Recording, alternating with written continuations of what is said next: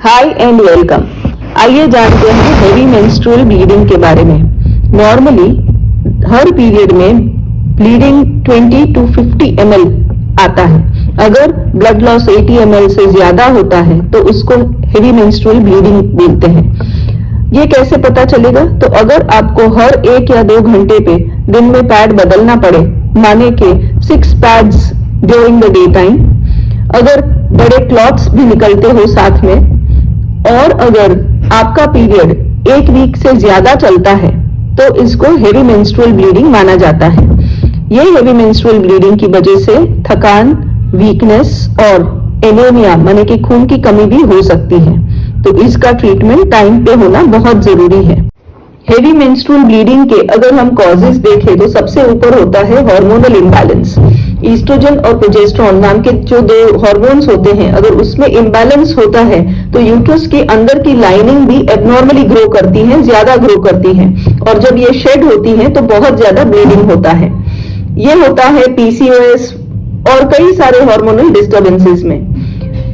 दूसरे अगर कॉजेस देखें तो यूट्रस में अगर फाइब्रॉइड्स हो या पॉलिप्स हो तो भी ब्लीडिंग हेवी होता है। एंडोमेट्रियोसिस और एडिनोमायोसिस माने के अंदर इन्फ्लेमेशन होना, यूट्रस की लाइनिंग अंदर की ओर ग्रो करना और ग्रो होना, ये भी हेवी मेंस्ट्रुअल ब्लीडिंग करता है। इसके अलावा अगर ब्लीडिंग डिसऑर्डर्स हैं जिसमें आपका खून ही पतला है, क्लॉट जल्दी से नहीं हो पाता है कोई फैक्टर की डेफिशिएंसी की वजह से, तो भी ब्लीड ज्यादा होता है। अगर आप कोई मेडिकेशंस लेते हो जैसे कोई पेन किलर्स है या फिर ब्लड थिनर्स है तो भी ब्लीडिंग ज्यादा हो सकता है। कई और ऑर्गन के डिसफंक्शन से भी ब्लीडिंग ज्यादा होता है, जैसे अगर थायराइड डिसफंक्शन है या फिर लिवर या किडनी डिसफंक्शन है तो भी ब्लीडिंग ज्यादा होता है, क्योंकि ये भी अपने ब्लड के क्लॉटिंग कैपेसिटी को अफेक्ट करता है। हेवी मेंस्ट्रुअल ब्लीडिंग की अगर हम ट्रीटमेंट देखें तो सबसे पहले होता है ट्रांएक्सिमिक एसिड।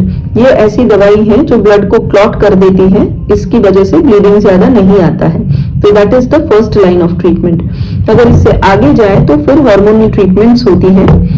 हार्मोनल ट्रीटमेंट्स 3 तरह से दी जाती हैं, या तो ओरल मेडिकेशंस मतलब टैबलेट्स या कैप्सूल की तरह से, सेकेंड है इंजेक्शंस की तरह, या फिर इंट्रायूट्राइन सिस्टम माने कि ये हार्मोन्स को कॉपर टी जैसे एक डिवाइस में पैक करके यूट्रस के अंदर रखना। This is a very effective newer treatment. अगर यूट्रस बहुत ज्यादा खराब हो चुका है, ये सबसे कंट्रोल नहीं होता है, तो आपको सर्जिकल ट्रीटमेंट एडवाइस की जाती है, जिसमें 2 तरह से होता है। या तो अंदर की लाइनिंग ही डिस्ट्रॉय कर देते हैं जिसको एंडोमेट्रियल एब्लेशन बोलते हैं, या फिर पूरी बच्चेदानी ही निकालने की बात होती है जिसको हिस्टेरेक्टमी बोलते हैं। तो जिन लोगों को हेवी मेंस्ट्रुअल ब्लीडिंग की कंप्लेन है उनको टाइम पे अपने गायनेकोलॉजिस्ट को दिखा के अपना डायग्नोसिस करवाना चाहिए। Thank you.